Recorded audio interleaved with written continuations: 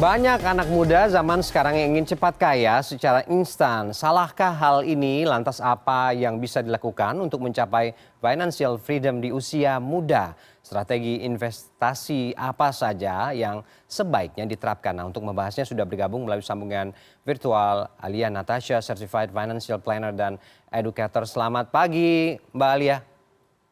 Selamat pagi, Mas Ferdi. Baik, terima kasih Mbak Alia sudah bergabung dengan kita pagi ini. Mbak Alia, pertanyaannya gini, banyak sekali anak muda yang saat ini ingin sekali cuan ya, ingin sekali kaya dengan cara yang dianggap Cepat ya. cepat begitu. Nah, apakah kemudian pandangan seperti atau pemahaman anak muda seperti ini salah atau bagaimana sebenarnya? Sebenarnya kalau my point of view ini nggak ada yang salah ya. Yang cepat kaya, mau yang tua mau yang muda pasti ada pengennya. Cuma di sini yang ditekankan, kadang kata cepatnya itu yang bikin kita having a pressure. Jadi lebih ke beban mental gitu. Karena kalau kita lihat yang bisa tuan dan kaya itu kan mayoritas duduk. Kita memang memberikan inspirasi serta membakar motivasi dan juga ambisi kalau mereka berhasil nih dari zero to hero. Tapi kita tidak bisa mengambil secara keseluruhan hal tersebut dapat dilakukan oleh mayoritas kebanyakan. Nah, kalau kita lihat sendiri juga nih Mas Ferdi ya, kita kan tahu ya misalnya artis atau influencer. Nah, mereka ini hanya mewakili less than 1% yang ada penduduk ini. Cuma cara-cara mereka, tuan dan ya, itu biasanya memang membutuhkan leverage atau currency-nya salah satunya adalah being famous. Nah, justru yang kita bisa lihat di sini adalah sebenarnya mencari cuan ataupun bekerja tidak harus menunggu sampai lulus kuliah dan bergelar sarjana. Transformasi digital ini dan juga perkembangan social media dan entertainment creative industry ini sangat memungkinkan kreativitas itu justru tumbuh di usia dari SMA hingga kuliah. Nah, cuma sayang cepatnya ini lebih dikategorikan karena mereka sangat muda nih, sudah bisa menikmati kekayaan dan juga terkenal gitu, popularitas seperti itu.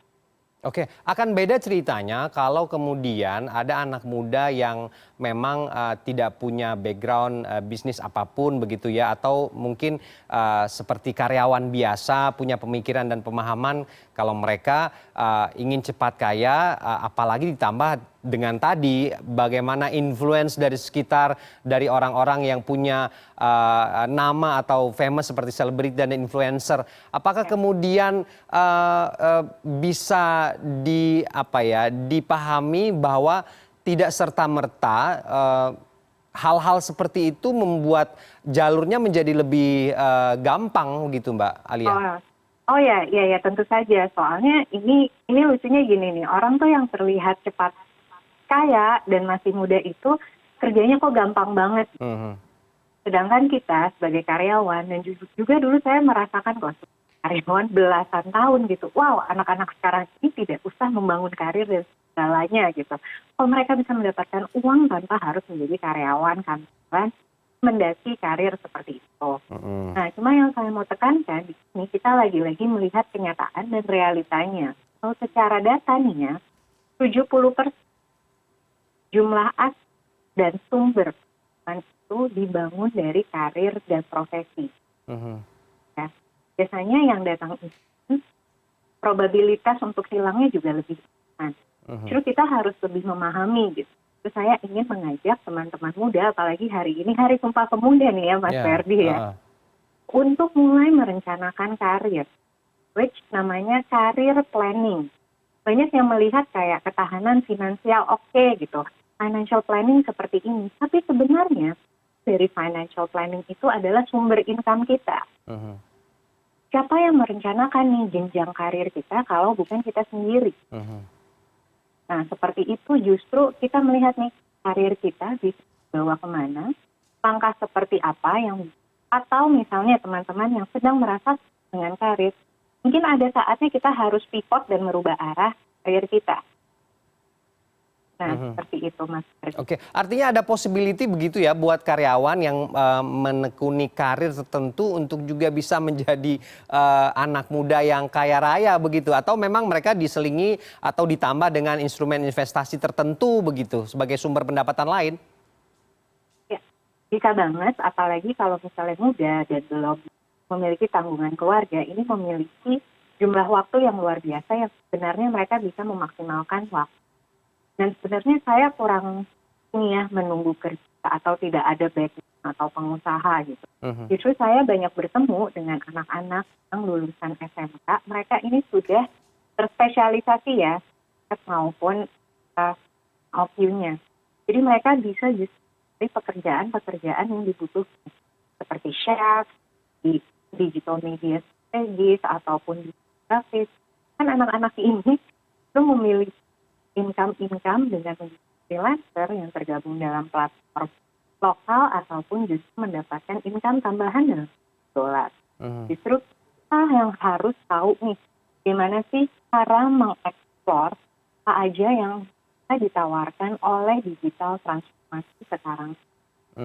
Oke, itu kalau memang punya skill begitu ya dan kemauan untuk bisa mengeksplor apa yang bisa diberdayakan dari kemampuan diri sendiri begitu ya. Tapi kemudian gini Mbak Alia, situasi ekonomi kan memang diprediksi akan cukup sulit begitu. 2023 ini resesi global juga di depan mata. Apa kemudian yang bisa kita lakukan begitu? Paling tidak kita punya pegangan, mungkinkah itu bertahan dengan karir yang saat ini dijalankan, atau memang harus ada investasi atau instrumen yang lebih kuat lagi untuk menopang di situasi yang tidak menentu seperti sekarang? Oke, kalau pribadi ya, in my point of view, saya akan bertahan dengan karir yang sekarang ada sambil tetap melihat opportunity. Karena timing juga akan menentukan langkah strategis kita dan kesuksesan kita untuk mencapai karir selanjutnya. Di dalam kepastian ekonomi, berarti resiko yang kita hadapi kan jauh lebih besar. Nah, apakah investasi itu tidak? Kalau menurut saya ini balik lagi ke kapasitas sama knowledge individunya masing-masing. Tapi saya akan berbicara sebagai pribadi. Kalau saya menghadapi ketidakpastian seperti ini, tentu saya akan memiliki uang di tabungan yang cukup. Mungkin investasi yang akan saya alokasi kepada income atau yang memberi hasil yang lebih. Tapi justru yang pengen tekankan, kita sedang menghadapi situasi inflasi yang tinggi. Dan ini kita menghadapi perubahan yang luar biasa. Justru saya ingin mengajak teman-teman untuk lebih fokus kepada proteksi. Alias memilih asuransi atau tetap misalnya menggunakan manfaat dari BPJS. Karena seperti kita tahu sendiri ya, gitu, situasi cuaca, perubahan udara, ini lagi banyak banget yang sakit. Dan salah satu yang berpengaruh inflasi tingkat tinggi adalah kesehatan. Jadi sebelum kita berbicara investasi, mindset kita justru kita harus memprotek diri kita sendiri.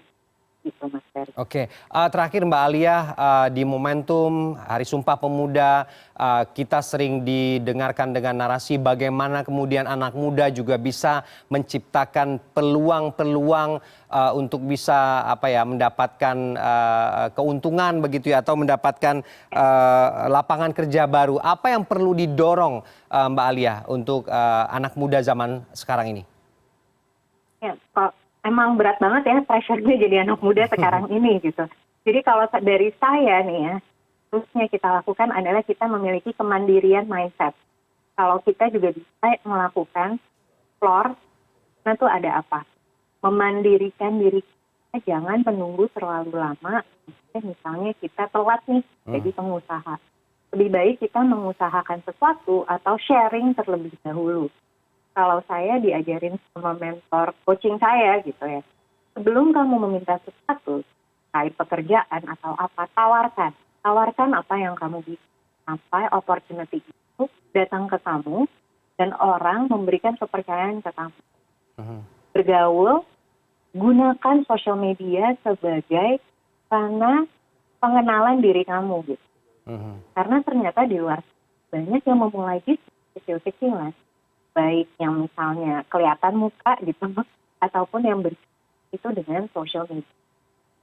Bisa menggunakan modal? Tidak. Tapi yang harus kita ingat, memiliki waktu dan juga kita memiliki kapasitas diri untuk melakukan sesuatu secara lebih. Memandirikan mindset itu penting banget. Di Hari Sumpah Pemuda ini kita diingatkan kalau kita pemuda yang bisa membangun, paling tidak bangun dulu nih diri kita sendiri, Mas. Oke, semangat itu yang harus tetap kita jaga begitu ya, agar kemudian keinginan anak muda untuk bisa cuan ya di masa mudanya ini juga bisa terwujud dengan memandirikan mindset dan juga menciptakan kesempatan dan juga peluang-peluang baru dengan kreativitas yang digali dan dieksplor lebih dalam. Terima kasih Alia Natasha, Certified Financial Planner dan Educator sudah bergabung dengan kita pagi ini.